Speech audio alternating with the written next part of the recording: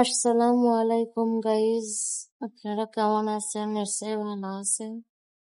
আশা করি ভালো থাকবেন ইনশাল্লাহ। আমি কেমন আছি জানি না, তবে তবুও বলবো ভালো আছি আলহামদুলিল্লাহ। আপনারা দোয়া করবেন আমি যেন ভালো থাকতে পারি আল্লাহ রহমতে। আমি কিছু কথা আপনাদেরকে শেয়ার করছি আমার অভিজ্ঞতা থেকে, যা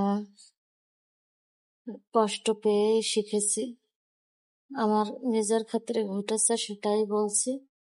আপনারা কেউ কোনোদিনও বাবা মায়ের পছন্দে বিয়ে করবেন না। আপনাদের পছন্দে আপনারা বিয়ে করবেন।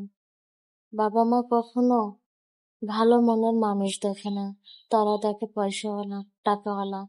যার টাকা আছে তার কাছে মেয়ে তুলে দিতে চায়, কারণ তাদের স্বার্থ আছে, তাদের শুনতে ভালো লাগবে তার মেয়ের জামাই অনেক বড় লোক, টাকাওয়ালা।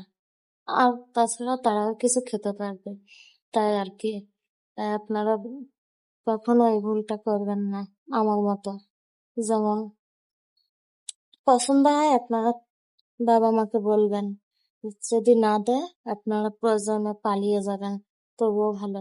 নিজের লাইফটা সুন্দর করার চেষ্টা করবেন, কখনো ঝরে যেতে দেবেন না। আপনাদের কেমন লাগলো আমার কথাগুলো? জানি না খারাপ লাগলো কিনা, হয়তো কারো কারো কাছে কথাগুলো তিতা লাগবে, তবুও সত্য এটাই, আমার জীবনের অভিজ্ঞতা থেকে আমি বলছি। যেমন আমি এই ভুলগুলো করছি, তার কারণে আপনাদেরকে বলছি।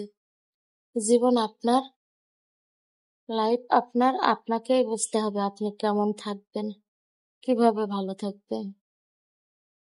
কখনো যদি বলতে যান আপনি ভালো নেই, তার বাবা মাকে বোঝাতে চান, কখনোই বুঝবে না। তারা বলবে